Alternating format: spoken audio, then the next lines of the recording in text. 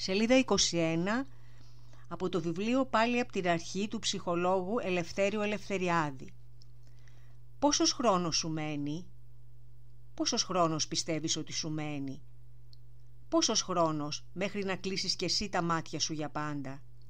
Μια ώρα? Μια μέρα? Μια εβδομάδα? Ένας μήνας?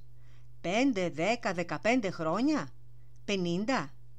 Όμως για όλους, να είσαι σίγουρος, έτσι και για σένα η στιγμή έρχεται. Είσαι έτοιμος? Είσαι έτοιμος να αφήσεις αυτόν τον κόσμο?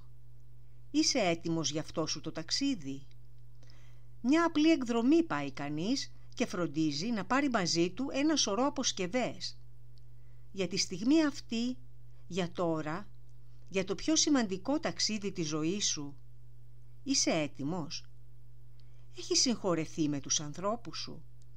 Έχεις μετανιώσει για τα λάθη σου? Έχεις βοηθήσει όσους έχουν ανάγκη? Εγώ δεν τα σκέφτομαι αυτά. Ίσως βιαστείς να μου απαντήσεις. Κακώς δεν τα σκέφτεσαι. Γιατί ο θάνατος είναι το πιο σίγουρο πράγμα στη ζωή.